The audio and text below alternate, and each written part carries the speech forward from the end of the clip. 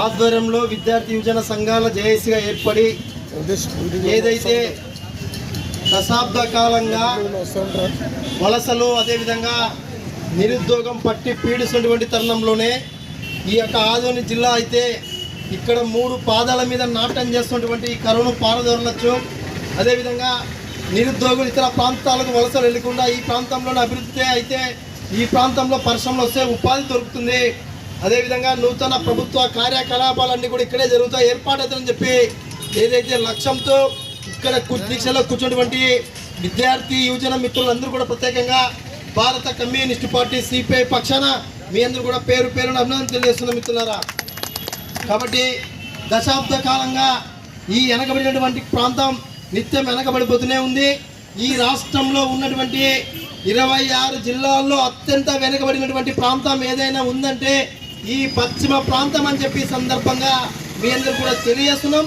కారణం ఏంటంటే ఈ ప్రాంతంలో సిరులు పండేటువంటి భూములు ఉన్నాయి.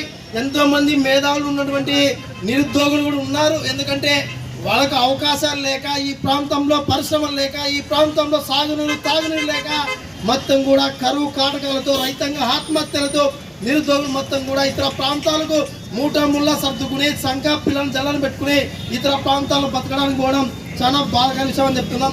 అదే సందర్భంలోనే అక్కడ వలసకి వెళ్ళినటువంటి పరిస్థితుల్లో పనిచేస్తూ మరణించినటువంటి సంఘటనలు కూడా కొల్లలుగా ఉన్నాయి. కాబట్టి పాలక ప్రభుత్వాలు ఆలోచించాలి. ఈ యొక్క జిల్లా ఆకాంక్షను మీరు నెరవేర్చాల్సినటువంటి అవసరం ఉంది. మేము గొంతమ్మ కోరికలు కోరడం లేదు.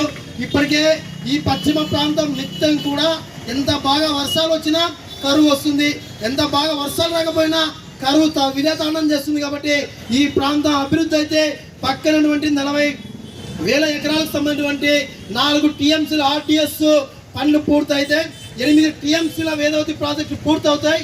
80,000 ఎకరాలకు సాగునీరు, కొన్ని వందలాది గ్రామాలకు సంబంధించినటువంటి తాగునీరు అందుతుంది. కాబట్టి ఈ యొక్క ఆకాంక్ష నెరవేర్చడానికి చంద్రబాబు నాయుడు గారు తక్షణమే ఈ యొక్క 5-6 నియోజకవర్గాల ప్రజల యొక్క అభిష్టం మేరకు ఈ యొక్క జిల్లాను ఏర్పాటు చేయాలని చెప్పి మేము కోరుతున్నాం. ఇవాళ మీరు ప్రతిపాదన పెట్టి జిల్లాలు ఏర్పాటు చేశారు.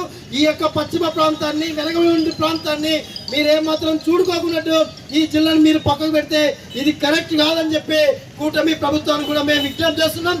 కాబట్టి ఇప్పటికే ఈ యొక్క ఆదోని జిల్లా కావాలని చెప్పి ఎగిసిపడే ఉద్యమాలు ఉవ్వెత్తున ఎగిసిపడుతున్నాయి. చాలా మంది ప్రజలు రాజకీయాలకు అతీతంగా ప్రజా సంఘాలు, కార్మిక సంఘాలు, విద్యార్థి సంఘాలు, యువజన సంఘాలు, రాజకీయ పార్టీలు మొత్తం కూడా ఈ ఆకాంక్ష కోసం ఇవాళ పోరాటం చేస్తున్నారు. కాబట్టి ఈ యొక్క కర్నూలు జిల్లా ప్రజల యొక్క ఆకాశం దృష్టిలో పెట్టుకుని తక్షణమే ఆదోని జిల్లాను చేయాలని చెప్పిగా మేము డిమాండ్ చేస్తున్నాం రాష్ట్ర ప్రభుత్వానికి.